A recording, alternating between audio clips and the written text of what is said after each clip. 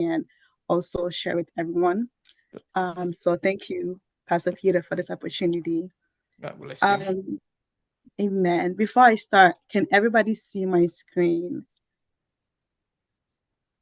And let me make sure share with everyone. Yep. So thank you. Yes. Okay. Let me make sure.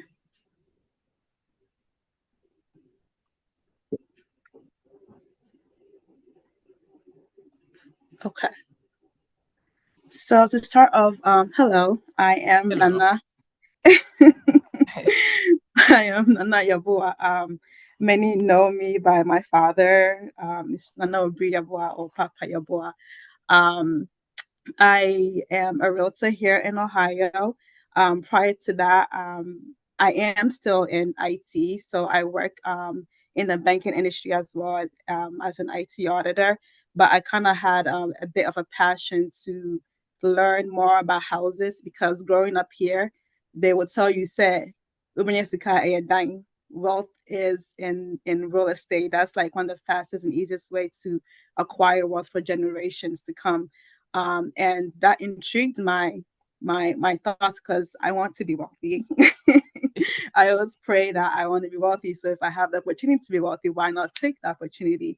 So I then took the turn to learn more about it by becoming an agent because though it may be as easy as just ABC and go buy a house, I want to know just a little bit more so I can also pour into people and help people around me. Um, Being Ghanaian here in America, I've seen the kind of like the struggle between learning the ways of Americans and making sure we understand everything to make sure we can also succeed in America. So, being Ghanaian, one of my goals that's on my heart is to make sure that I can also gather information and pour it back into my people to make sure that we're also learning the shortcuts. We're also learning how to be successful here and not be left behind. So that's kind of why I kind of took this turn into real estate. So yeah, I am affiliated with Coldwell Banker. I'm not sure if a lot of people know, like kind of like the big real estate brokerage here in the nation. We have like you would see Red One, like you can be driving in somebody's neighborhood and you see a sign that says for sale, and you can see that the company that is under is Red One Realty, Keller Williams, Coldwell Banker, Emerge, like all these big companies. So they're all brokers and they kind of own, quote unquote, my work. So I am affiliated with them. So if I would do anything, it's under them to make sure I am abiding by the law and I am practicing well, basically. So I chose to specialize in residential properties, which is houses, condos, and townhomes, or lands that you will build on later. But I also service in commercial real estate as well, with commercial real estate being like if you want to buy a daycare center, if you want to buy a restaurant, anything that is in the commercial view, that's a bigger purchase, but I also specialize in that as well. Um, I can already mention my commitment to make sure that anybody who's willing or interested in buying a house has the opportunity to succeed and get the same opportunity here as any American in America. Um, Wait, I think I stopped sharing my presentation, right? No, we can still see. Yeah, we can see the part. Oh, okay, gotcha. Let me go to the next slide. Oh, it's not moving. Okay. So on this slide, I wanted to talk about why even own real estate. Why is it a big deal? Why are people even pushing this for us and stuff like that? For me, like I mentioned earlier on, is wealth. So we have something called equity when it comes to real estate. Equity is kind of like by force savings. That's what I can say best to explain it. Because like you have your savings account where if something happens, you dip into it. But equity is kind of like you don't even see happening, but you're building your savings. So equity is the difference between what you owe on the loan and how much the house is now worth. So, for example, if you buy a house and you bought it for $350,000, right? That's like the medium average right now in Ohio. And let's say in the next 5 to 10 years, you owe $30,000 left, but the house has been appraised to $450,000. So when you sell the house, you actually make $100,000 back. I hope that makes sense. I want to make sure I explain that part really well, because this is where the wealth comes in.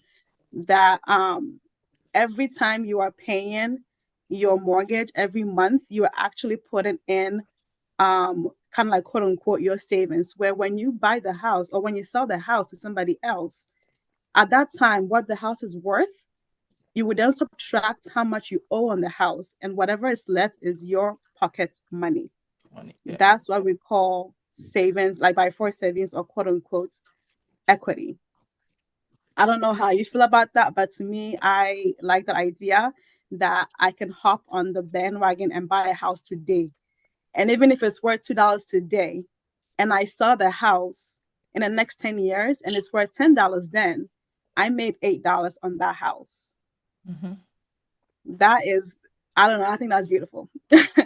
So that's one, definitely one reason why I think buying a house is, a good thing, because yeah, it's you can have like, a condo, not condo, sorry, rent an apartment, and you would say that it's way cheaper. Why should I buy a house? Because in an apartment, you don't pay for anybody to cut your grass, or you don't pay for people to fix a toilet when it's broken, and you pay maybe $1,500 a month.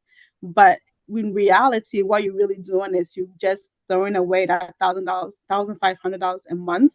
While if you were paying $2,500 a month, that will actually go into your own pocket when you sell that house. But in an apartment, it's not yours, so you actually just threw away $1,500, and that adds up pretty quickly over the years. Another reason why I think we should own is tax benefits. This is something that actually a lot of people don't know, is that when you are a new home buyer, you can actually write off most of your expenses in your taxes. So the best way I can explain this is that we all know we have tax brackets here, right? And let's say your taxable income is $80,000 a year, and you spent, let's say, $15,000 in in interest for your house. You can actually write off that 15,000 in your annual income to be taxed less. Okay. If I'm not making sense, please ask questions, because this is very important. That when you own a house, whatever you spent in interest rate, you can give it to your accountants or whoever does your taxes and tell them that, hey, I spend this much, and they will then take out that that interest rate you paid out of your taxable income, which would then equal you being taxed way less than what you would have been taxed if you were making $80K a year. Is that clear? Because this one is very important. So you get to keep money in your pocket by owning a house.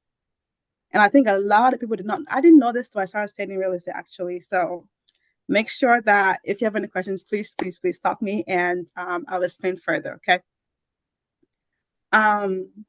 So yeah, that's another reason why. Another reason why I sort of wrote down here is fixed housing income, fixed housing costs. So real estate always increases. Let's say the house you live in now, you got it for $450. It's going to increase. That's the economy. It's a good steady steady income, a steady rate that the house is going to increase come what may. If you buy it today, it will be cheaper than what you will get it for when you buy it next year, unless the market crashes, which, America is not very feasible. But that will also help you with like the interest rate, because I have a manager at work where during, I believe it was a COVID, he brags about it all the time, that he was smart enough to buy a house during COVID when everything was south, and he actually got a house on a 2.5% interest rate. And here we are now buying houses on a 6.25 or 6.35 interest rate. So what if back then, if we were prepared and knew what to do, we would have been able to get a house at a 2.5 interest rate, paying way less than what we'll be paying now. And another point that I also wrote down that it's good for long-term growth, like I think I've mentioned this quite a lot already, is that real estate values tend to rise over time. It always goes up. That you never lose when it comes to owning a property. It will always go up, no matter like how many years it's been. The longer it's been, the more you actually gain. And then we also have freedom and control. When you own the space, you can do whatever you please. Unlike let's say if you own an apartment, you can really hang up the TV because you create a hole in the wall, blah, blah, blah. But here is your own property where you can do as you please and be comfortable in it without feeling like somebody is like breathing down your neck. So for a first-time buyer, people get scared a lot about like how to start and the money you have to put down and am I going to be able to afford it, blah, blah, blah. If you actually connect yourself with a good lender, there are a lot of benefits and programs that can help with down payment assistance. Usually, depending on the type of loan that you get, which I will talk about in the next slide, there are grants that will help you, that will actually give you money to buy the house. There's programs like that. Obviously, that also comes with like, the income limits and like the specific rules to be eligible, but there are programs out there to help you purchase a house. Like you don't have to pay them back at all. It's almost like getting the house for free. But you have to pay like monthly costs, but like the down payment will be covered and stuff like that. So depending on the lender that you go to, there's going to be programs to help you and to make sure that you are able to acquire the house and stuff like that. And there are some employees actually that have programs as well. So, I mean, the Bible says that people perish for lack of knowledge. If you don't know, you perish, and you give them $40,000 when you could have probably bought the house with just $10,000. So make sure, like, if you are ready to buy a house, look at all options because there are programs out there that will help you.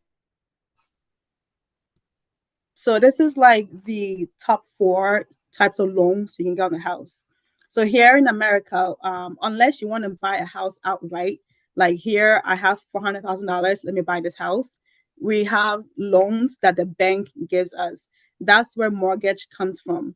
Mortgage is basically you paying the bank monthly to keep the house. So basically, when you take a loan out, the bank pays for the house and it becomes the bank that owns it. And then you pay the bank monthly till you pay it off and the house becomes solely yours. So there's 4 types of loans that is very common here in America. We have what we call the conventional loan, which is you can pay as little as 3%, but we tend to lean towards 20% of the house, which is a lot of money. But the only benefit with that is what we call PMI. It's what am I forgetting? I forgot. I'm really forgetting. It just was a principal mortgage insurance. Yes, principal mortgage insurance. I just forgot real quick. It drops off at 20%. So what PMI is basically if you pay less than 20%, like if you pay less than 3% for the loan, they add something called principal mortgage insurance that will make sure that you are insured if anything were to happen. It's basically insurance for the loan, basically. And it's not much. It's like, it depends on how much your loan is for. It could be about like $100 a month or $150 a month. But the conventional loans where a lot of people don't want the PMI, they will put down 20%. This is like with no down payment assistance. These are people who say that $50K here, give me the house. I'm ready to get the house. So this like put it in a lot in the beginning, which is not bad, but that's the option that a lot of people also take. Another option is called the FHA loans. So this is good for people who are first-time buyers, and it can go for someone who has a lower credit score. So if your credit score is not that good, there's still options for you to obtain a house and stuff like that. So you can put down about 3.5% of the house, and they don't like expect so much out of you because they know that you are a first time home buyer, and they have to do a lot more like check on you to make sure you are able to pay the monthly mortgage payments. And then we have the VA loan, which if you have anybody in your family that serves in the military or did serve in the military, you can get a house for 0% down. No PMI, no mortgage insurance. Like you can go sign for a house and not give the bank anything right then and there. That is beautiful to me. I wish somebody in my home was in the military, but nobody wanted to, so we had to pay cash. So if anybody is in your family that is military, army, anything with the veterans here in America, you are able to get a house with 0% down.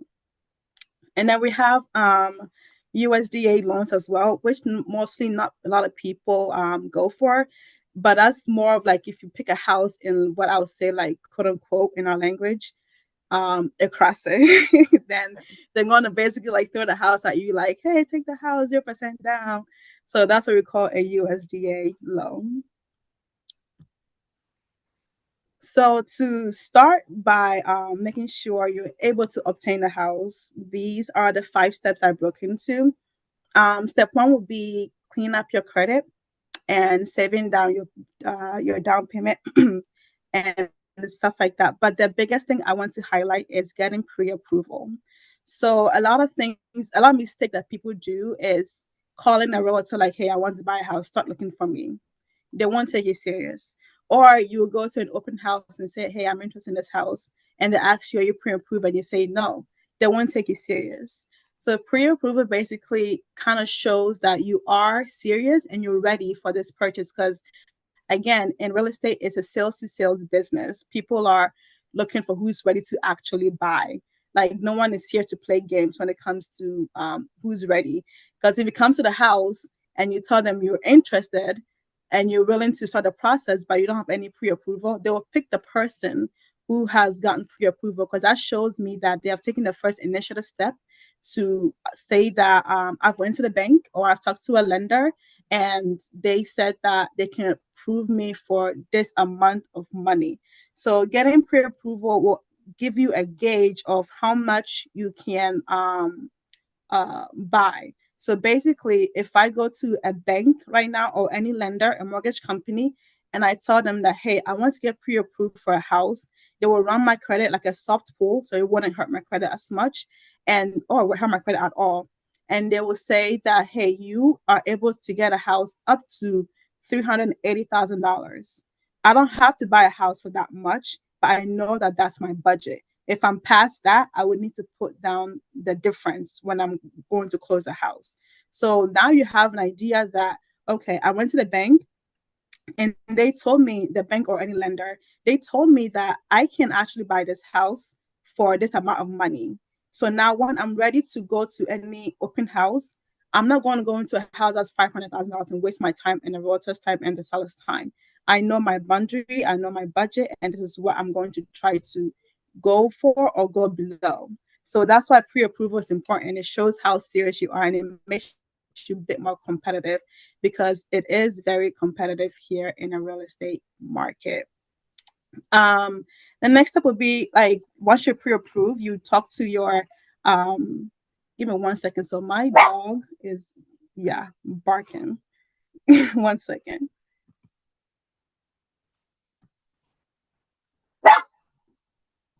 If I can figure out how to do this.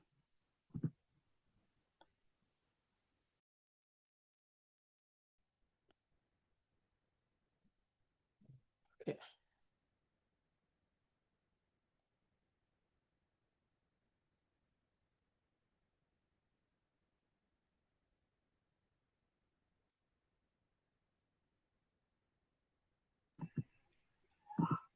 Okay, so sorry about that. I have a dog at home, and when you come home, she likes to bark and hug you and stuff like that. Okay, so let me make sure I'm still showing my screen well.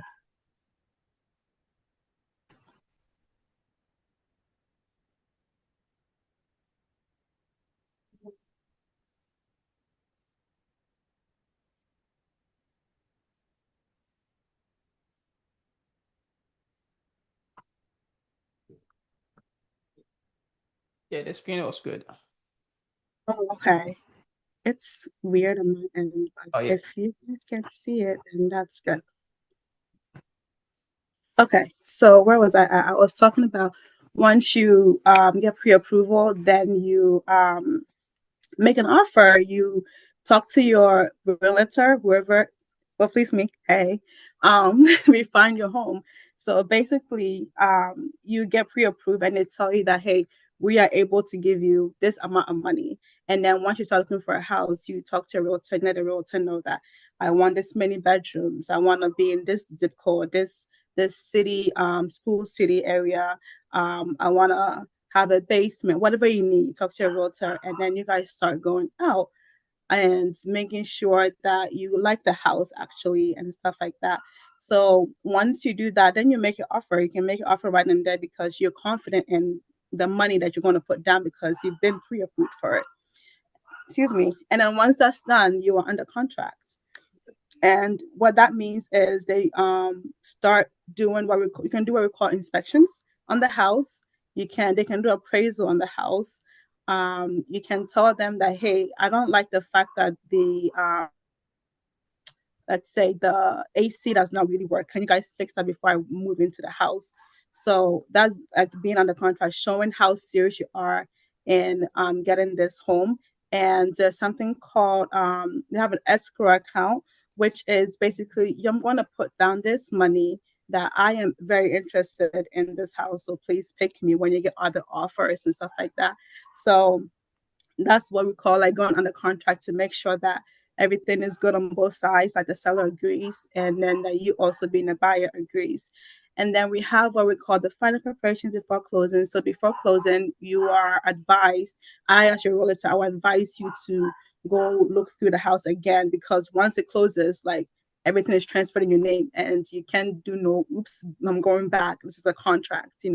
So before closing day, we will want to do like a walkthrough of the house to make sure that from the first day you saw the house, if everything you wanted to change has been changed, or if you want nothing to be changed, it's still the same way. So that's very highly advisable. And then the next thing is closing day. Closing day can consist of, the title agency, an attorney, your realtor, the seller. They all just kind of sit down one table to make sure that everybody is okay. And at that time, you will probably have your what's it called? Your keys to the house, unless it's written in the contract that maybe are you able to move in 2 weeks because I have to get ready to leave the house, blah blah blah. So that's closing day. And then one thing I also want to talk about is the difference between a new build home and an established home. So being a realtor, I've seen both sides. I've done showings for houses built in like 1970s, 1940s, like brick houses. And I've also done showings for a house that is still being built, like the keys are not even like ready. So I've seen both sides and I've seen like what the differences can be. So I want to talk to you a little bit more about that. So for a new build, the maintenance obviously will be low because it's new. You don't have to do much. They just literally put in the oven. They just did the floor, so you don't have to maintain it for at least a few years. But for established home, depending on the condition that you got it for, you may have to, fix the color of the wall because you don't like it being pink. You want it to be yellow, so you have to, invest in that. And another thing too, when it comes to an established home, is that I, as a realtor, before I even show the houses to my clients, I ask for what we call the mechanics of the house, which is the HVAC system, the AC. Like, how old is the AC? How old is the roof? How old is the water heater cooling system? Because these are things that if it breaks in a house, it costs a lot of money. So a lot of people cannot see the house, they want to go for it, and they don't even check for these things. And then in less than a year, boom, the roof is falling apart, $14,000 gone, or the water heater breaks, 10,000 gone.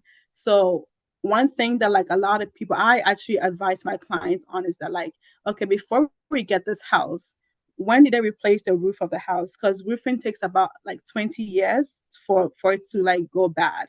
So you want to make sure that it's close to newer than older because it's a big problem, you know. So you want to check on the mechanics of the house, like the AC. How was the AC working? When you guys install this AC, who is the brand of this AC unit, you know? So not but yet will problem again. So these are things that like when you go into an established home and you're very interested in buying a house, you can actually ask the seller, say, can you fix this before I come in? And if you can't, then I might just pull out or negotiation because you want to make sure it doesn't become your burden at the end of the day. You want to win, not lose. And me being a realtor, I want to make sure you win. So that's maintenance on that part. And then custom, customizing the house. So if you are in the early stages of buying a house that is new, you actually have a say in how the house looks.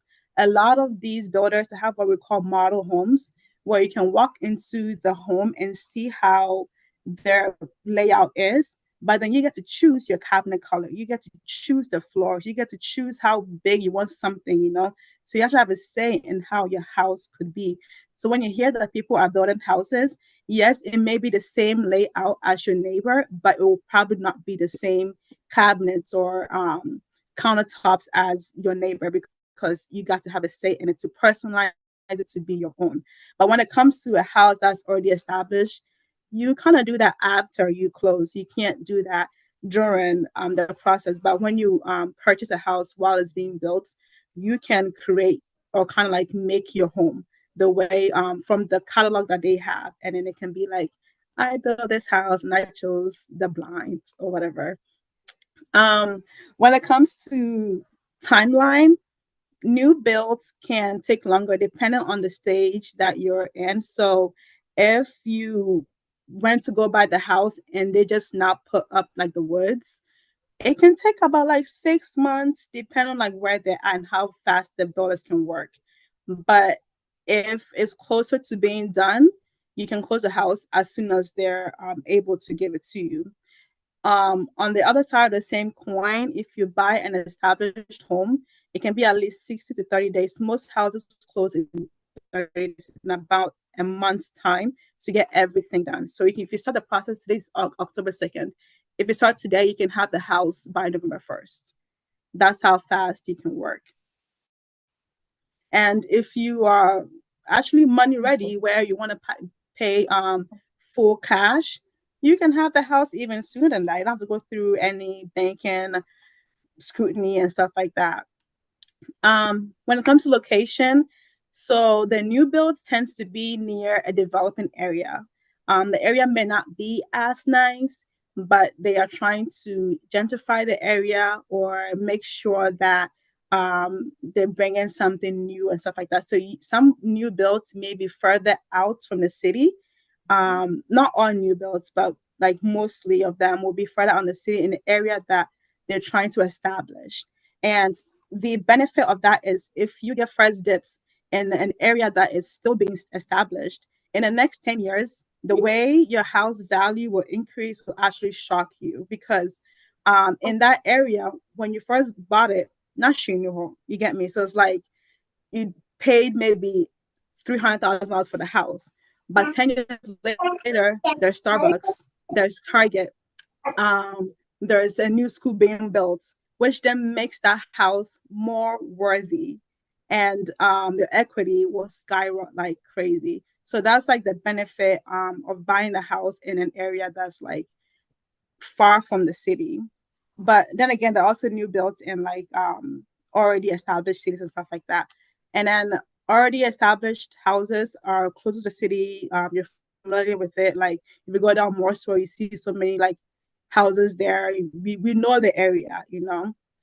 And the price difference for new builds, they're usually more fixed than an established home, because an established home, you can go to the house and be like, it smells really bad in the basement. There's mold here.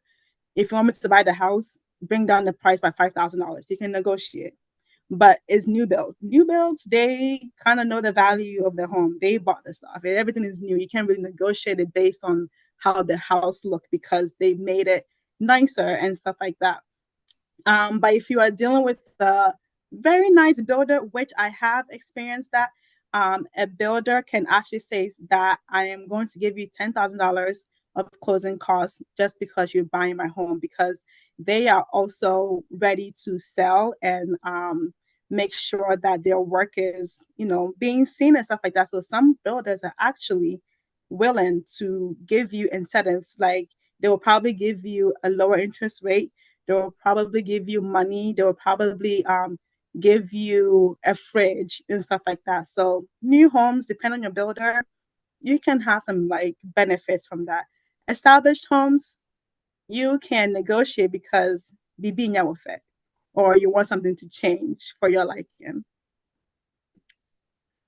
So in this next slide, I actually broke down. This is the part that everybody wants to know. Whenever I talk to somebody about a home, they're like, "Oh, how much would I pay?" I'm like, "I don't know." We have to look at what you are willing to pay, your pre-approval, your credit. Like it takes a lot more. I can't really guess off the top of my head, but so the last time I edited the slides was 2 days ago, and I put in the most current interest rate, which right now is at 6.35. And I did the math based on an average home here in Ohio, which is about $350,000. So if you are interested in a house around $350,000 today, and the fixed interest rate is at 6.35, for principal and interest only, this is how much you would pay. This is excluding taxes, insurance, PMI, and HOA. So taxes would differ from like the area that you're in. Some areas are much more expensive than other areas, and some taxes you can actually go through the county that you're in to get a tax write-off, or to try to bring the taxes down so you don't pay the full amount. Or sometimes too, you can pay the taxes for the whole year, and it will be taken out of your monthly bills.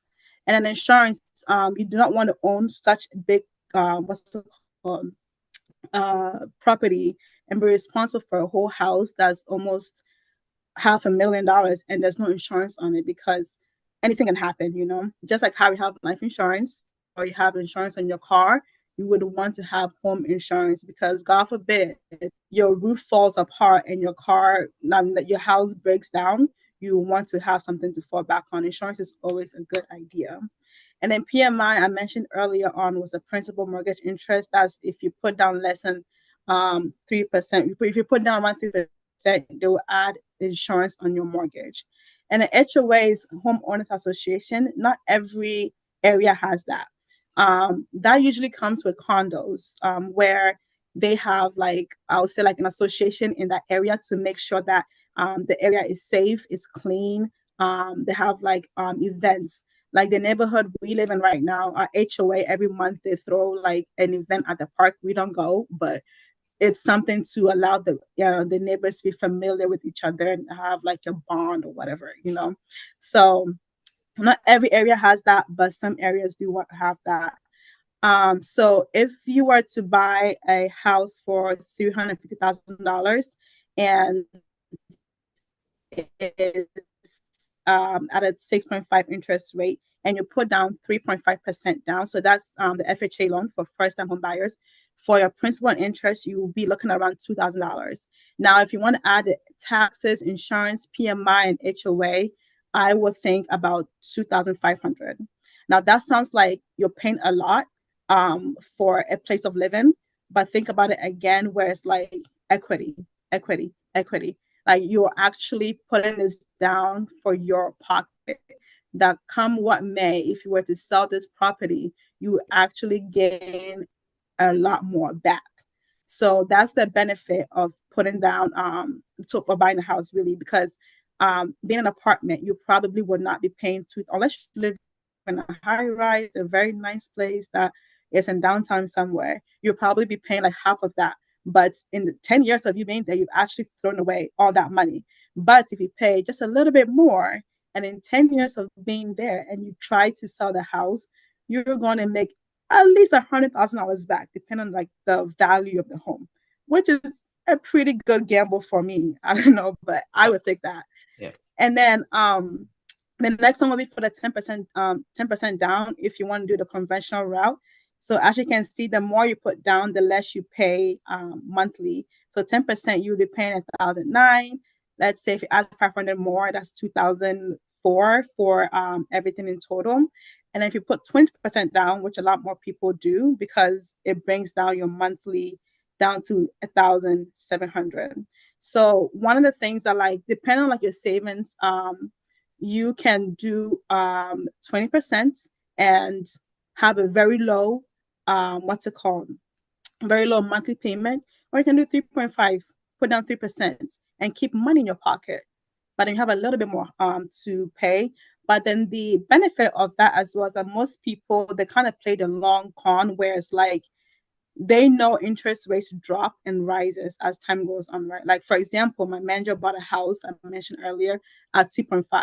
So if you were to put down 3.5 on the house, you put down like maybe $10,000 and you're paying principal interest for 2,100, right? But then something happens, economy crashes for like a good 10 days. You can then do what we call refinance and get that interest rate at that moment. So if you were able to buy the house at 6.3.5% and interest rate dropped to 5%, that then brings down your cost of the house because you did what we call refinancing. There's also that as well. So I feel like I threw a lot of information at you guys. Real estate can be difficult to understand, but I wanted to break it down where it's easier for you to understand, to know that you can also achieve this. But the kind of like the top thing I want you guys to take away is that don't be scared. It's actually what I call buy force savings, where you can dip into that savings, that equity. If God forbid something happens, that's money in your pocket. You do not lose when it comes to buying a home or a land. You would never lose. It sounds scary and it sounds like, why am I paying 2,000 a month when I could be paying 1,000 a month for an apartment? The logic is you actually are saving that money and you will get that money back in the long time, in the long run, than the apartment.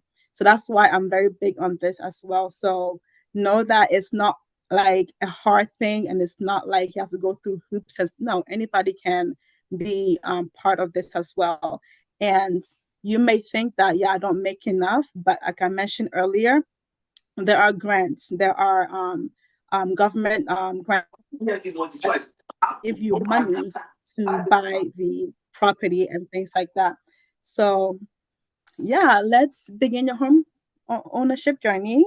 You can contact me for consultations. I mentioned earlier that I am affiliated with Coldwell Banker. So if you reach out to me, my number is, that's my personal number. I share my personal number on this platform only. And or email me, or you can see me on TikTok or Instagram, and we can set up a time to meet up in the office and start your journey.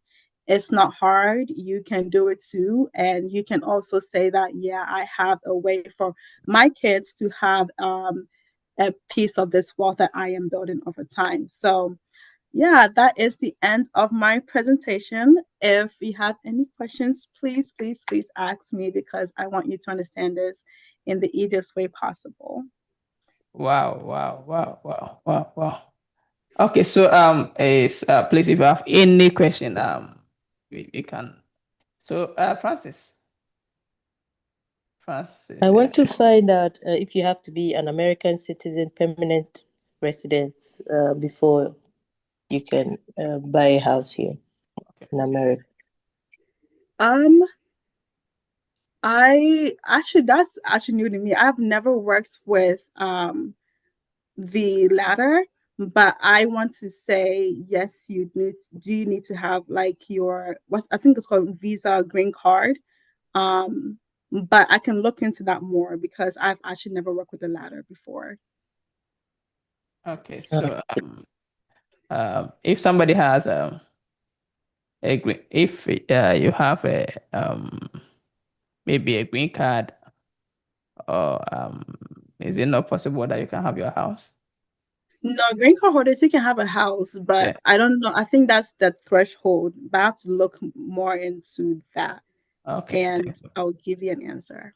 Yeah, it's very important. But I know that if a green card holder, you can acquire a property Yes. here in America. Okay. Yeah. Any other please, if you have any question, you can raise your hand and then I'll call you.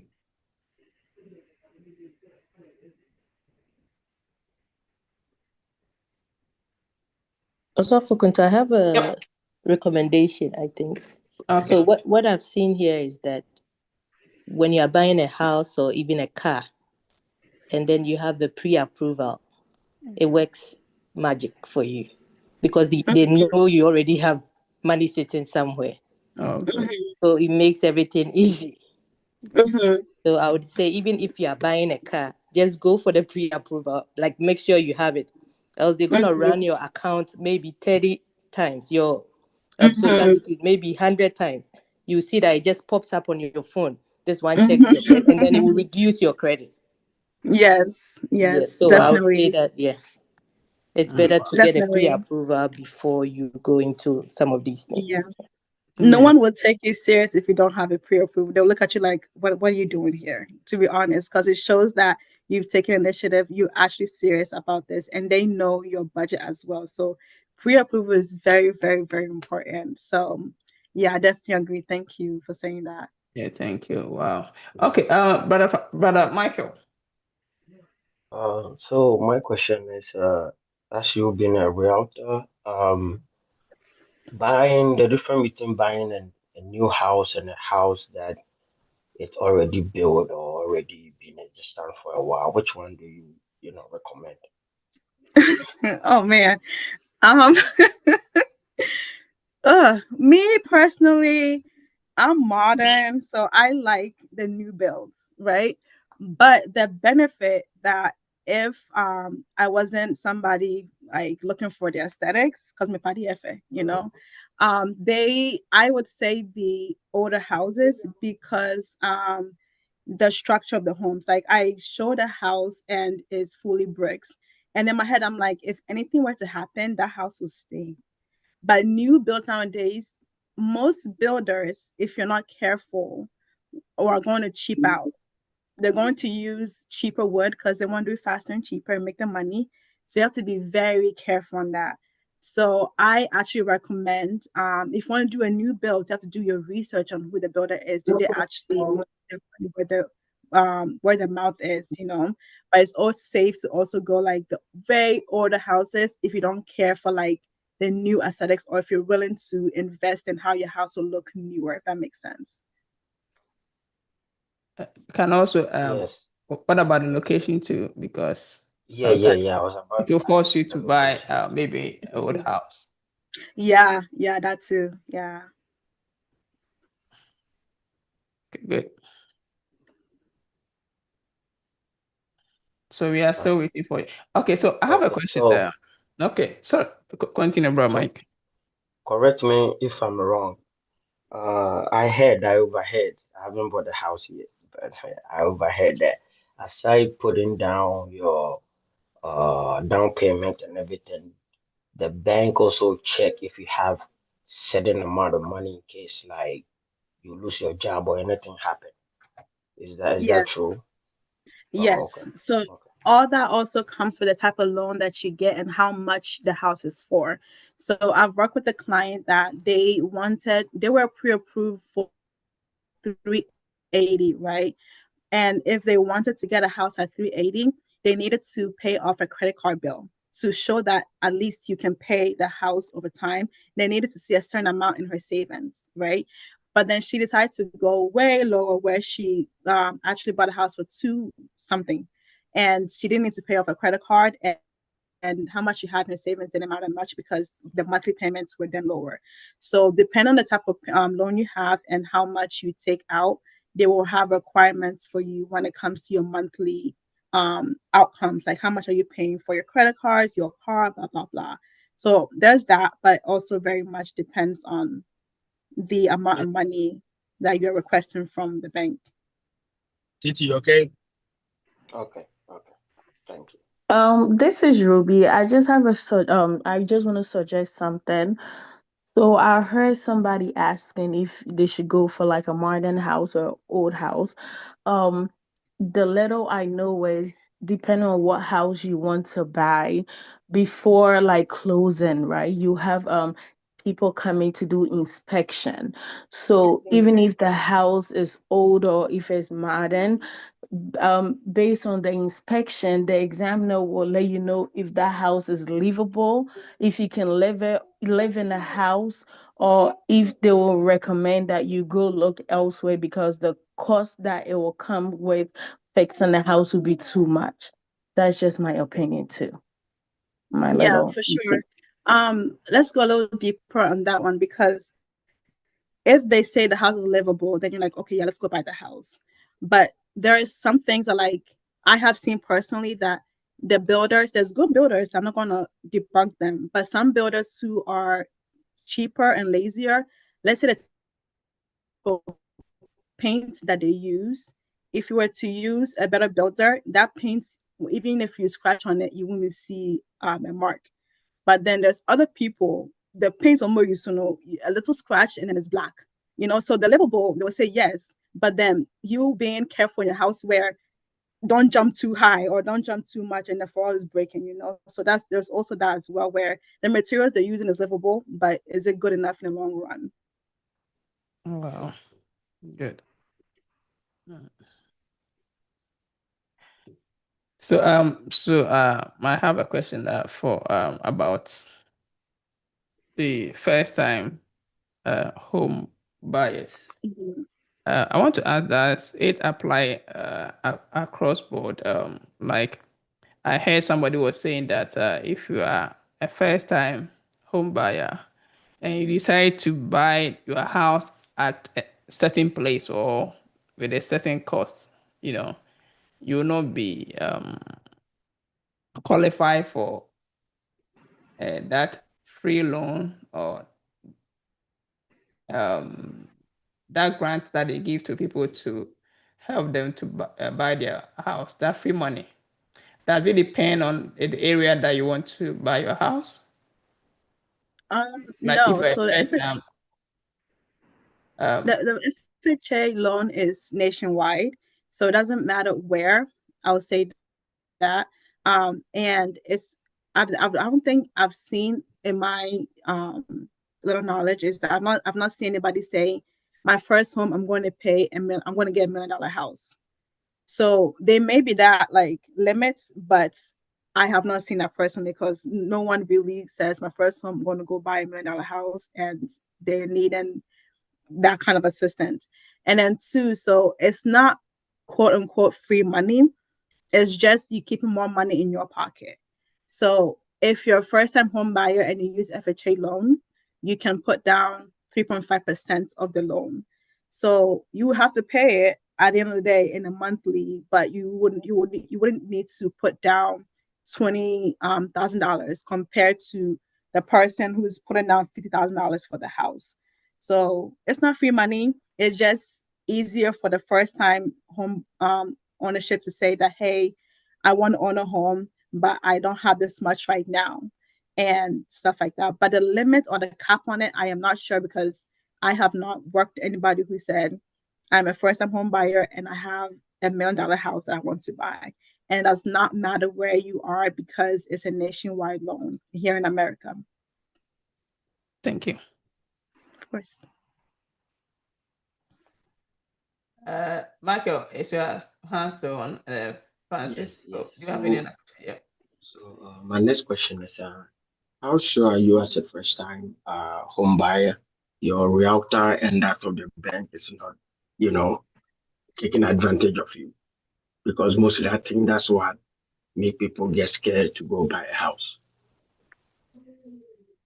So if I'm hearing correctly, you said how sure are you that your realtor is not taking advantage of you Yep. And that of the bank. and of the bank? Well, your Yeah. realtor should be your best friend. Your realtor should be somebody you can trust, because they are quote unquote holding your hand to make sure that you are acquiring the home that you dream of. So I would work with a realtor that some people work with people who are like the family friends because you can trust them Okay. and Okay. stuff like that. So that's why I say work with me. But your All right. realtor should be very close to you and make sure they don't screw you over. And kind of go through the contracts with you. Banks can't screw you over as well. Here in America, the system works. If there's any type of fraud or trying to take advantage of you, you can sue. You have a say in something and stuff like that. So, and your realtor should also have um, knowledge of the area. Like if you're going to go buy a house and the seller is saying it's $580,000, but me knowing the market and stuff like that, that should be worth $400,000. I wouldn't advise you that, hey, are you sure? Because this, that, and the third, so your realtor should be very well informed and very open to you to kind of let you know the ins and outs. And as a realtor, we actually are obligated, if you become a client, to make sure that we seek out for your best interest. Or at the end of the day, you can also sue me. So if you hire a realtor, they are obligated by the law to have your best interest at heart and to tell you everything that's going on. Okay. Okay. Thank you. Mm-hmm. I think my last question. Of course. I hear also that people advise that it is good to buy two unit, like a house that you can live at the bottom and rent the top and all that. Is it advisable to do that too? Um, I mean, it depends on your living conditions, right, and where you're at Okay. in life. If you have a family of five and the 2 unit is 2 bedroom, I personally wouldn't advise you as my client, like, let's look at something bigger. So if you have the space and the bandwidth for that, I would definitely advise that. It doesn't hurt to own. If you can afford it monthly, you are gaining another equity on the other side or the top of the unit. So you can split the Okay. bill or something. So it's a Okay. smart move, but it also depends like where you're at in life and what you're looking for and what you can like accommodate when it comes to your living conditions. Okay. Thank you. Mhm.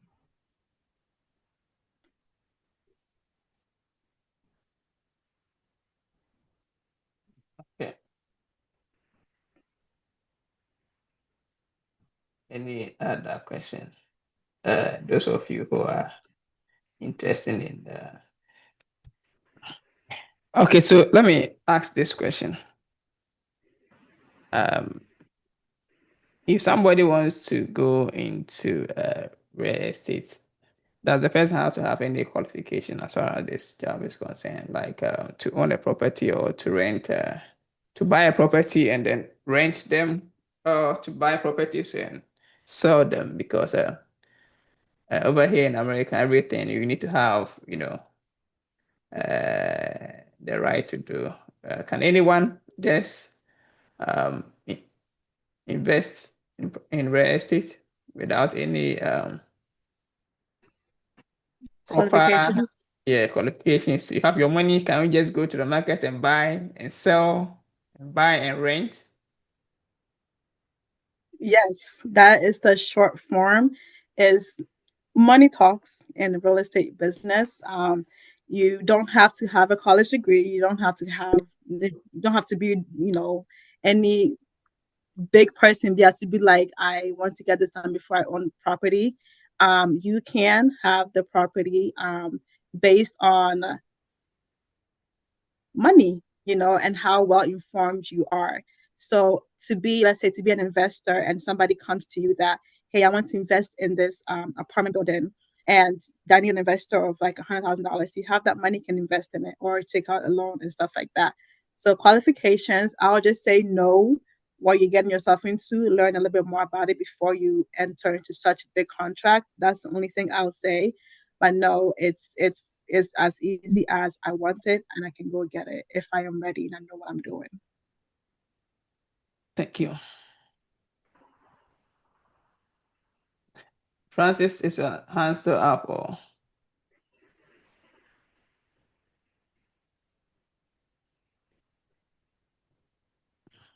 Any question, please? I'm back again. Sorry. Yeah, you're welcome. Welcome. So, At this point, Okay. I think we should meet in my office, Mike. so is it the same process you go through to own a land, like having a house? Is it the same process or different? Yes, Oh, it's okay. the same. It will be the same, essentially the same. I mean, it won't be as like um as in depth because lands are cheaper than owning the whole Okay. property plus the land. But yes, it Okay. is. You get pre-approval, you go to the bank, sign it, contracts and stuff like that. Okay. All right. Yeah. Thank you. Good. So And those I are was actually, I'm sorry. yeah, no, I no. was actually looking at lands a couple days ago because I had a client ask me about land, and I was actually shocked to find out that land is actually Yeah, a lot more cheaper. And if you have no plans to even build on the land, I would say get the land for sake of it will go up, and that's still money in your pocket in the next couple of years. So and like it's not hard, and it's not like man, I can't do this, it's too much. No, it's actually not once you know what you're doing. Yeah. oh,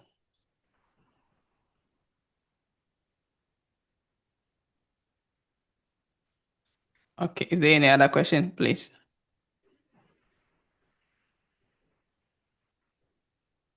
Yeah, if you have any question, please, this is the best place to ask these questions and then get your answers. Okay, Harriet, do you have any question, please? No. Oh, okay.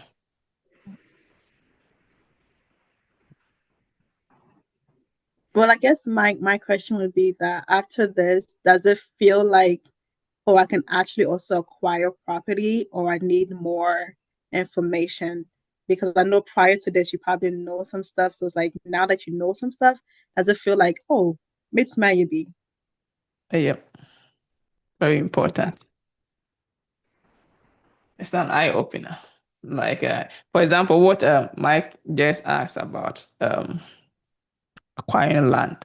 You know, when you come to America here, we don't, among the immigrants, we don't talk about how to acquire land like Mm-hmm. as we do in Ghana. Like, Mm-hmm. I know that most of us here in America, everybody wants to buy land back home, you know. Mm-hmm. And but here we don't talk about it. The only thing that we are aware of is to buy a house. So I think that one too is very important for us to also look at if we can buy a land and sell it Mm-hmm. in the near future. It's the same thing like buying the house and selling them. And I don't Mm-hmm. think the land is too expensive as the Mm-hmm. house, especially when you go outskirts out of the cities. The farmlands, they are there. So Yeah. that should have been an eye opening for me. Yeah. For sure. Like for example, what I was looking at yesterday, it was a land about 0.3 acres. That's like a lot of land to build a house on. And it was going for like $55,000. And if you're to pay that monthly, you can pay that like 1,000 a month. And that 55,000 that you paid for the land in the next 5 years, because it's in the neighborhood, it will probably go to $100,000. You Yeah, just made $45,000 in your pocket. So think about it that way, that you're not losing when it comes to real estate at all. good. Hey, Obi, any question? Almost question so na mpaya mo ya bo nyina kitikiti nyina no. Sabre na was a bisa question because knowledge Papa, is I have a question, please. yeah, Vivian, you are late because I know I Auntie Vivian will know. have I had a meeting. 25,000 I had a questions. conflict. Yeah. sorry. So I now, have a conflict. oh, okay. Now That over to was you. why. That's That how I is was so why. busy. Okay. I God have to bless. come and support my daughter, but I was so busy doing stuff. I don't Okay. know if Nana, if I don't know if you talked about commercial lending and all that. So Um, what do you maybe say to me if somebody want to go to a commercial property and all that, businesses and all that, if it's not residential but it's commercial? Do you do that? so yes, so Okay. I think yeah, you missed it. So I did say that I my did. I missed special everything. no, it's okay.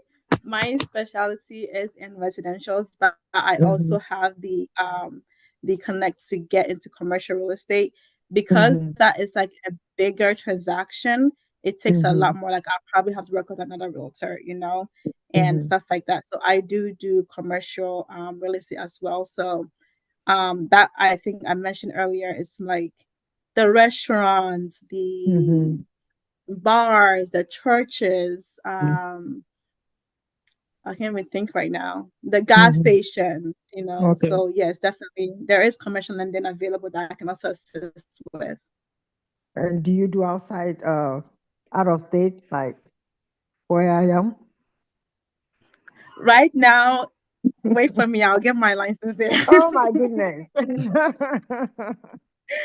Try me, remember. Oh, okay. So Okay. I am Ohio Mm-hmm. licensed and stuff like that. But being Caldwell Banker is nationwide. There's going to be a Mm-hmm. lot of connects that I can refer you to somebody in that area if needed right now. But if you can wait for me, Mm-hmm. I'll get my license just so I can get your house. Okay.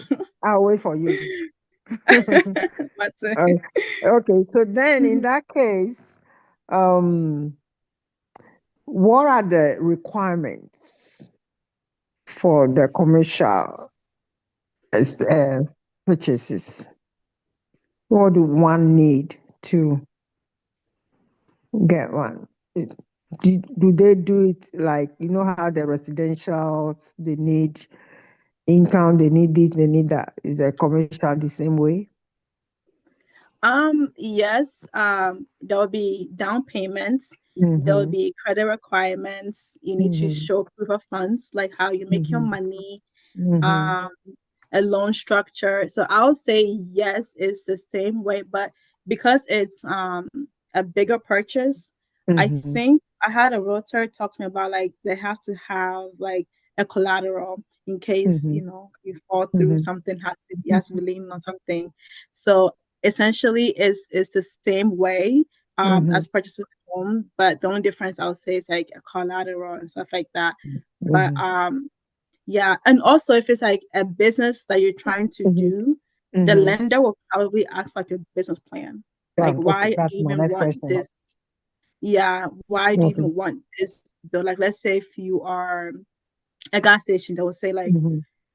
they'll want to know like what like pitch me your business plan because they are Mm-hmm. also want to make sure that almost kind of are they safe with giving you the Mm-hmm. money. You're not just gonna buy it and then it's just Mm-hmm. sitting there for the next couple of years and stuff like that, and you're not paying them back. So I think the only difference would be the business plan and Mm-hmm. the collateral. Yeah. Oh, okay, how many percentage do they, let's say you have a property that is coming up with like 5 million, how many percentage are you supposed to put down? The safe percentage would be 20 to 30% on any real estate purchase, because then Mm-hmm. that will relieve you from insurances and like the banks raising their eyebrows because Mm-hmm. in total they're giving you less. So Mm-hmm. if you were buying a purchase for 5 million and you Mm-hmm. somehow get approved for 3% down, they Mm-hmm. will look at you more because they gave you a lot more money. They'll be Mm-hmm. like, where's my money? But if you Yeah. were to put down like the safe area of the 30%, you will Mm-hmm. probably get a lot of things taken off of you, and they won't hound down on you as much because they didn't give you that much. So when it comes to commercial, like you can put down as much as you're approved for, but the Mm-hmm. safe area where you're not putting down so much, but Mhm. enough where the banks are not scared, it's about 20 to 30%. My last question is, do they need like long-term plans, short-term plans, and all that? Oh yeah. Okay. Okay, but I also say like that also comes how much you put down. Like the Mhm. 5 million thing you talked about, right? If you put down 3 million and they're only Mhm. giving you 2 million, they're probably like, you got it. We Mhm. Okay. trust you. But like if you put down so little and you Mhm. don't have a long-term plan, like show me the numbers of your business, Mhm. So like gas station, the thing that we talked about, um, have you ran one before? What is your plan? Like how you want to what is your prices? I need to see the Mhm. numbers. I need to see a Mhm. breakdown that you can actually afford this place, So they will definitely it will help your case Mhm. that you have the long-term plan and short-term plan when it comes to the business side of things. Mhm. Okay. Thank you very much. Of I think I course. need to connect with you outside this. Then we can talk some more. If I have to come to Ohio, Yes, I have to indeed. drive and come. Yeah. Thank Oh you so no, you much. can just call me. Yeah. As I Yeah. Vivian has a lot of questions, so Oh yes, I do. Yes. Thank you hey, so much. Michael, please, is your hand still up? But you must have a deal. Okay. Uh, my, my next question is I know in Ghana a lot of people buy houses, break it down and rebuild. Uh, do people do that here too as well? Is it possible? I didn't really hear you said in Ghana people Like buy house. buy a whole building, break it down, and build from the scratch, like how they want it. Oh yeah. Oh yeah, yeah. You can Okay. definitely do that. If you own it, like 100%. Okay. I've Okay. I've never done real estate in Ghana, so I don't know what that's like. But here, if you own money on the loan, I recommend you not to do that. You're going to be looked up like, why are you breaking down the building? But if you own 100%, it's your property. Like you can do Okay. as you please. Yeah. Okay.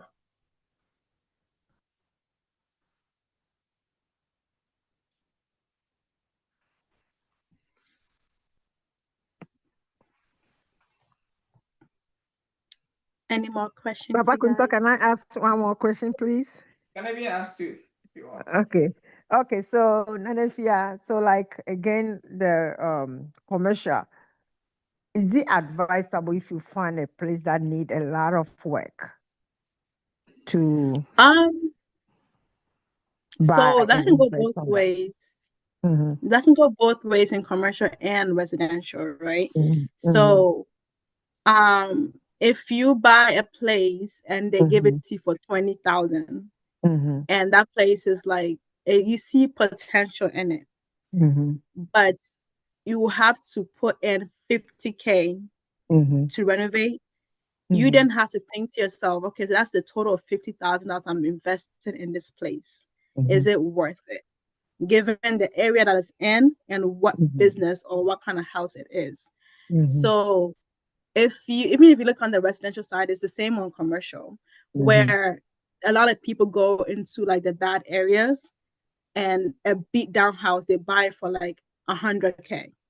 They then go to an investor or out of their own pocket, they spend about $30,000 investing in that house, making it new. And now that house, once it's done, they spent in total of 130, but that house is now worth 230. Mm-hmm. So it depends on you and what your plans are for the place.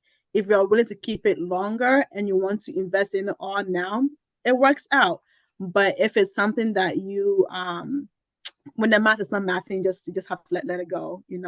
So it depends on like where you're at and your goals, to be honest, and the type of business that you want to Business. get into. Mm-hmm. So if you are buying a property, you have to also ask them like, hey, how much do you think renovations will cost? And then however much the property costs, add that on top of it because you will be Mm-hmm. spending that much and stuff like Mm-hmm. that. So if it's worth it, that's up to you and your goals and what you want. Benefits, you don't lose in real estate ever. Whatever Mm-hmm. it is, you don't Yeah. lose. Yeah. All right. Thank you. Hmm.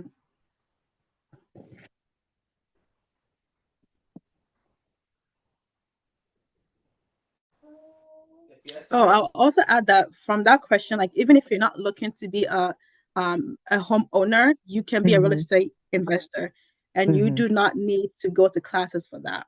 Where Mm-hmm. if somebody is looking to buy a home and flip it, flipping is where we Mm-hmm. buy a really breakdown place and we renovate it and pay Mm-hmm. much, put a bigger price tag on it. You can be an Mm-hmm. investor, right? Mm-hmm. Where you can give the person like however much money, and Mm-hmm. once the house is sold, you can make that times two or times three, whatever the contract says. So you can Mm-hmm. give somebody 50K, but once they sell that house, you get 100K back. Basically, that's like the easiest quick math. But that's also an option thing in real estate, that if you don't want to own a specific property, you can be Mm-hmm. an investor where you give it the money and then you get it back two times more, and then kind of like cycling that through. And a lot of people make a lot of money from that. Mm-hmm. Okay. It's a good business. Mine. Okay, so Yeah. if you okay, that is one. Thank you for that. Then let's say you you are looking to buy like an event center that has a proper like a house attached to that. Uh-huh. Okay, so can you when you buy it, can you rent that house separately for the purpose of the main property, the commercial property that you are?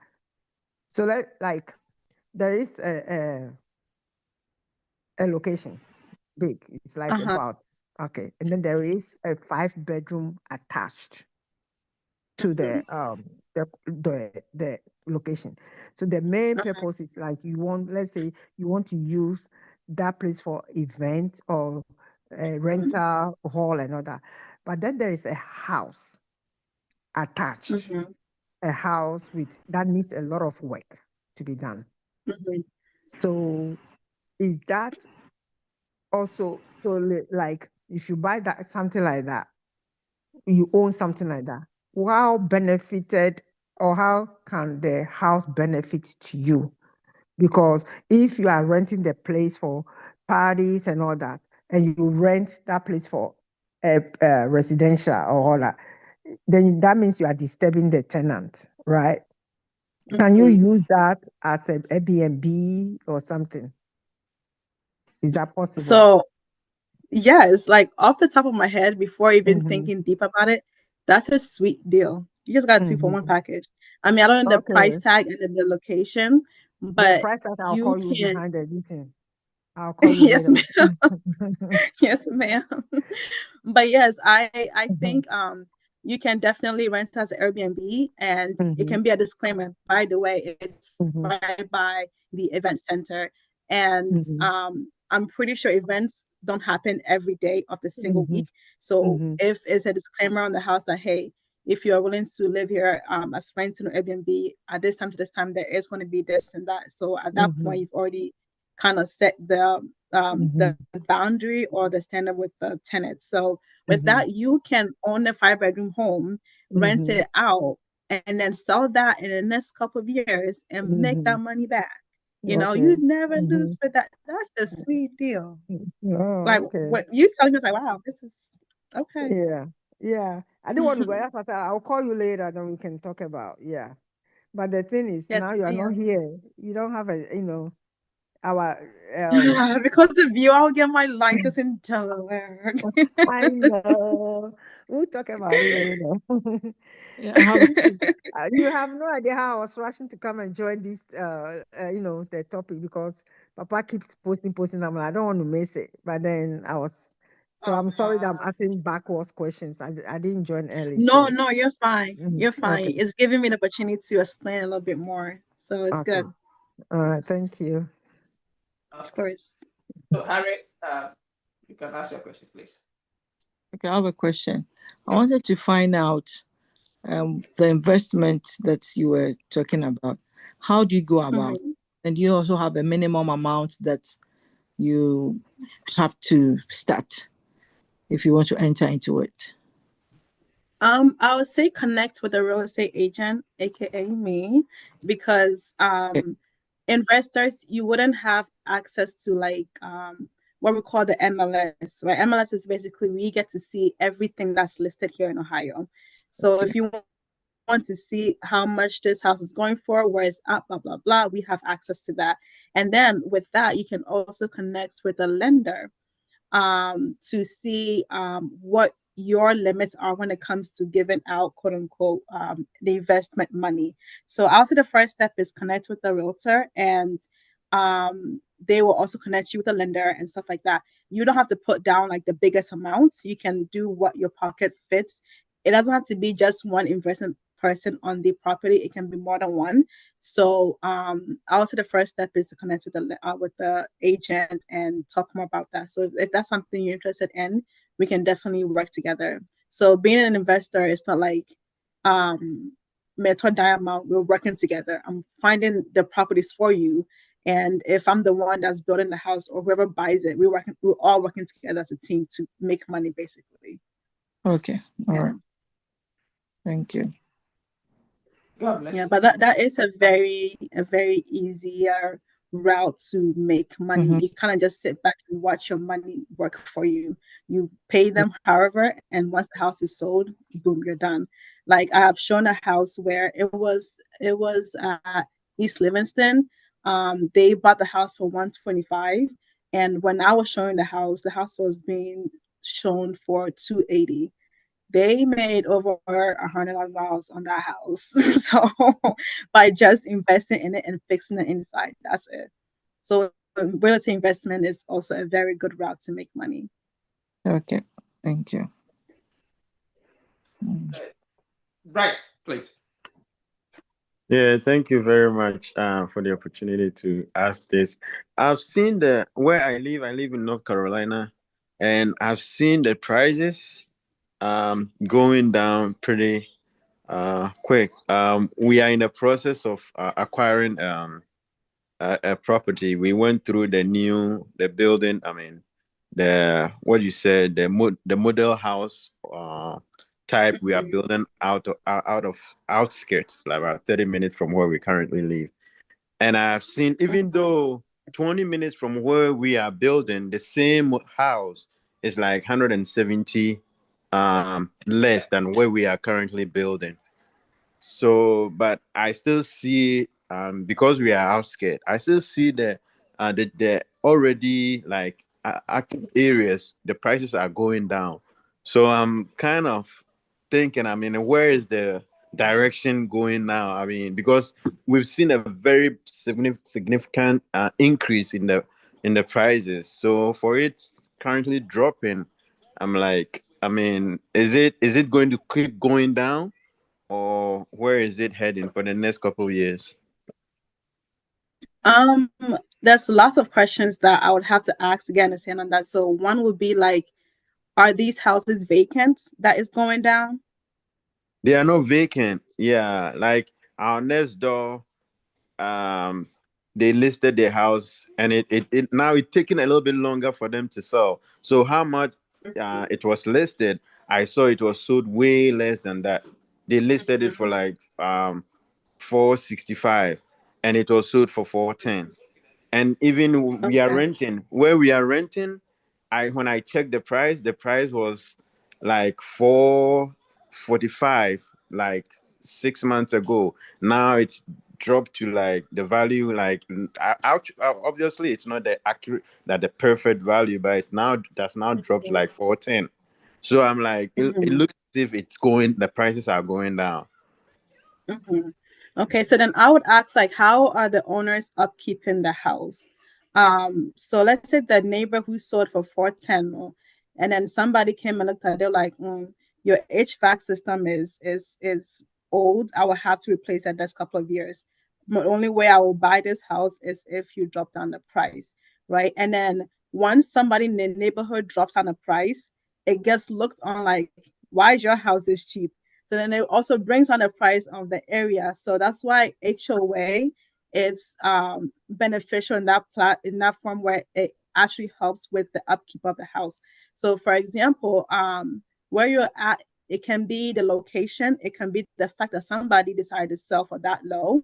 And then when we pull what we call comps on our side, like if somebody comes to me and say that I want to buy a house, I have to pull the next door neighbor how much the house was sold for and worth. And I have to pull the next door neighbor how much the house was sold and worth, and then kind of come up the middle ground. So if somebody sold for less, it will also affect the value of the whole neighborhood, and also how they are upkeeping the place. So if you bought the house for $400,000 and over the years you did no renovations, you kind of lose value in that. It's kind of like Osha Musuye, like you lose value when you don't take care of the property. Or it can also be that the neighborhood itself, no one is taking care of it. It doesn't look appealing. Or the school districts. So if you're in an area and the school district's value is going down, no one wants to live there. So when the area is less desirable, it also creates what's it called? The value to go down. So there's many things that can cause a house to go down. So I would, I think you mentioned you say you want to buy a house in the outskirts of North Carolina. Yeah, we are in the process. We are already Okay. in the process, like 30 minutes from where we live. So yeah, like, and the main reason why we chose to go that far was because of how the prices were. I mean, keep going up. So like looking at to acquire anything around where we are was almost like impossible. So like we went far away, and then I've seen, and it's not like just one area. When I go on like Trulia and you keep checking, you see that all the listings they keep, I mean, you see the prices like price cut. It wasn't like that few months ago. Like recently I've seen like price cuts going on. Most of the listings are half price. I don't know if it's like a North Carolina thing, but that's what I have noticed. So I don't know how the market is like in North Carolina, but right now in Ohio, like it's a seller's market, meaning there's Wow. more houses Okay. to be sold than to be bought. So if there's more houses to be sold, the value goes down because me Yeah. as a buyer, if you don't sell me your house, I have somebody else. Do you get me? So it's like it's kind of like I don't know if you know much about like stocks, right? It's kind of like stocks. You have to play the long game. If Yeah. you go into right now and it's low, it will go up again. It's Oh, just right now you have to make sure that where you're going is safe, blah blah. Like it fits your criteria and stuff like that. So I will definitely look into it sounds like right now the market probably is a seller's market where there's lots of houses available that people are selling. So if yeah. me as a buyer, if I come to a 5 bedroom house and you're selling it for 500, I can go somewhere and it's like you go into any grocery store and you Mm. see five different kinds of tomatoes. One is 99 cents, one is 97 cents. You would get 97 cents one because there's a plethora of tomatoes, right? So real estate can be like that where you also have to be patient and kind of go in it at the right time. So right now that it's going up, you said, um, I would wait a little bit unless you're ready. But if it's going down, that's when you jump in. And also on the area, if you see that the area is not an area that would definitely go down. Yeah. Okay, yeah, I think. Thank you very much for the explanation. I think I get what you just said. So, I mean, it varies from area. My area could be Yeah. having different experience, so I just have to read where the directions are in my Yeah. area Yeah. to make the decision. Yeah, yeah, it makes Yeah, sense. yeah, Very much. yeah, for sure. Like if you're looking to buy and if it's seller's market, you can lowball sellers. Like there's a house near us and they listed it for a little bit over 600K, but they sold it for 590, 580 something. Because it's a seller's market. There's houses everywhere. So one from my man at this price, I'll go somewhere else. So then the seller will have to like, you know what, fine, here, get it for this amount, which then will bring down the value. So it's a lot to consider. Okay, okay. Thank you very Yeah, much. of course. Eh, uh, Harriet, you want to? Yeah, I joined late, so some of the questions, yes, it's like I want to find out maybe if you want to buy a house, roughly your monthly income, how much if the bank wants to give you a loan, how much do they look at?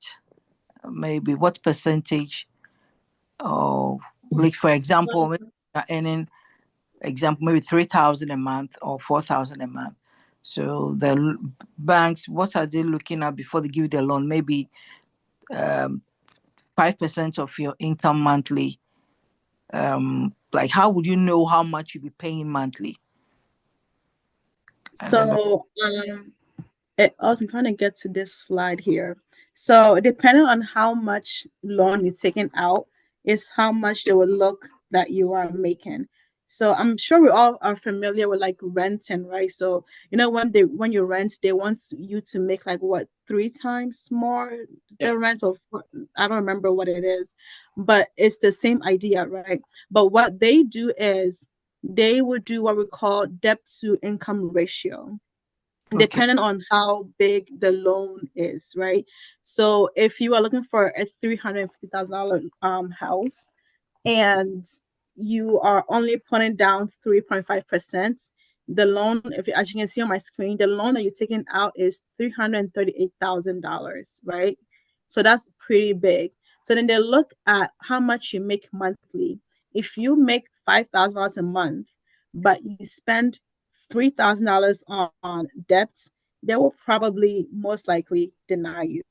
So then they will actually require you to pay down some credit cards. I think I mentioned that example earlier on that somebody needed to pay down like a credit card to be approved for that loan.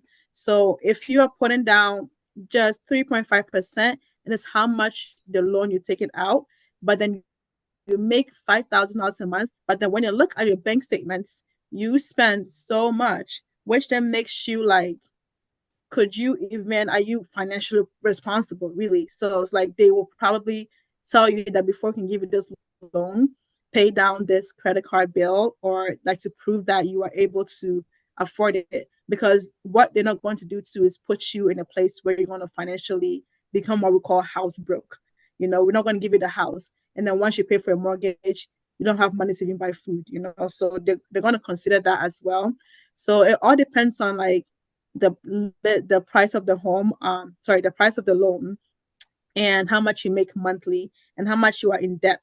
That's why I think I mentioned one of these slides earlier that your credit score shows a lot that when you are in debt, how do you pay before the bank statements? How old is your your credit card statements and stuff like that? So I feel like you can do as you are approved for. Just don't do too much where they're gonna look at you like, hey, which young power, So it depends. It all depends on the number you go for. Okay. If there's no any other question, I think we're gonna bring the program to a close. But if somebody has a question, maybe one before we leave. I would like to. I don't know whether you have. I want you to throw more light on the acquiring maybe a land. If you acquire the land, is it are you supposed to maintain it or do something about the land, or you just buy it and then you leave it there? Okay. So you do have to maintain it, but maintenance will probably be just cutting the grass. There is actually a land right next to our house, and we've been here for a couple of years. It has never been built on, but it's pretty big, and you can build a house on it. But the owner wants to sell it once like he reaches a certain number, and all he does every 2 weeks is come and cut the grass. That's it, and pay for HOA because there's HOA here in this neighborhood. So you would never see this land looking bad. You would never see the grass growing so much and blah blah blah. But all he does is cut it. That's the only maintenance that he does on the land. And it also depends on like where the area is. Like let's say if you have a farmland and animals are, prone to be in that area, you probably need to be a bit more like cleaning, like, because animals have been there and stuff like that. But this land I'm talking about specifically is in a neighborhood. So it just needs him to cut the grass. That's the only maintenance he does every 2 weeks. And to hire somebody to cut the grass is what, like $30, $60, $50 max. So he's spending $50 to maintain a property. So yeah, there is maintenance, but it's very, very little. Okay, God bless you. No, God bless you. Please, if you need any further information, can you give us your number again so that if anyone Yes. wants to call you and ask any further questions, yeah. Yes. Let me find that. Oh, that was the other slide. That's this right here in the bottom part of this screen. Yeah, so if you have any questions, the I'm email sorry. address too is there. Yes. Okay, and then you can also find her on the YouTube or TikTok or Instagram and TikTok at Your Realtor Nana. okay. Good. God bless you for your time. We really appreciate this. God bless you. We are bringing the program to a close. I believe that tonight we have learned a lot. I'll be happy that we all buy a house, have our own properties, and if you have money sitting somewhere, please invest that money.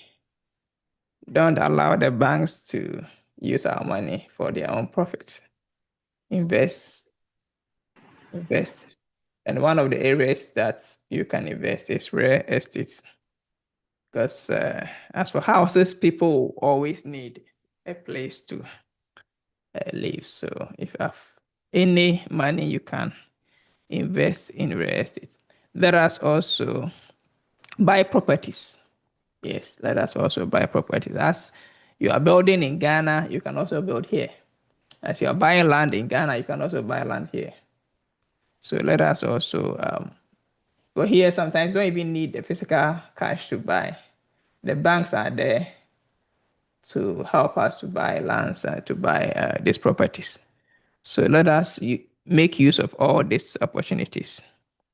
God bless you. Nana, do you have any last word for us before we pray? I would just like to say that I hope that everyone learned something. And you made a comment that the bank would just hold on to your money. So one thing I would say that if you have like 20K in your savings and you don't touch it for the next 10 years, it will be worth like what, 10K? Because the dollar is always going up, and your money being in a bank, you are not making money off of that. The investment is putting it into stocks, real estate, and stuff like that, and that will actually grow your money over time. So, and on the journey of us becoming wealthy, we have to think about the long term as well and where we are placing our money. And I will always stand 10 toes down on real estate because it will never fail you. Please contact me, and we can get into business together to make sure you are on the right path to acquiring your wealth for generations to come. And that's all I have to say. Thank you guys so much for listening to me yap about real estate. God bless you. God bless you, Nana. Let us pray. Heavenly Father, we ask for your help in eliminating our debts. Father, we feel overwhelmed by financial burdens that we are carrying, and we need your divine intervention. Father, give us the discipline and strategy to pay off what we owe others, and give us the wisdom to invest the little that you have given to us. Father, provide us with the resources and opportunities to increase our income and also to manage our expenses effectively. Help us to find joy and peace, even in the midst of financial struggle, so that when we come out, we'll have testimonies to share. Father, we thank you for the life of our dear sister, Nana. We thank you, O God, for the knowledge that you have given to her. We thank you, O Lord, for also allowing her to share the knowledge that you have blessed her with. We pray that we will have testimonies and testimonies in the near future. That during this program, we made a decision to buy a house, we made a decision to invest, and this program has been a catalyst to our financial breakthrough. We ask this and many in the name of the Father, the Son, and the Holy Spirit. Amen. Amen. Awurade nhyira obi a bɔ mpaeɛ sɛ mede kaka no ɛbɛnya adansedie ɛfiri dwumadie mu sɛ ɛbɛtie dwumadie no Onyame adom. Next time ɛba ɛtumi wɔ efie ɛtumi invest in real estate wia ɛnɛ nso ɛtumi atotɔ asase ɛtumi ama yɛakɔɛ no Onyame nhyira mo ɛkyɛ no pa ɛbɛsan ahyia Onyame asomdwie nka mo nyinaa. Okay, so It will be on YouTube. I'll share the link. If you can also share it to other people to also okay. listen to it. God bless you. God bless. Amen. Amen.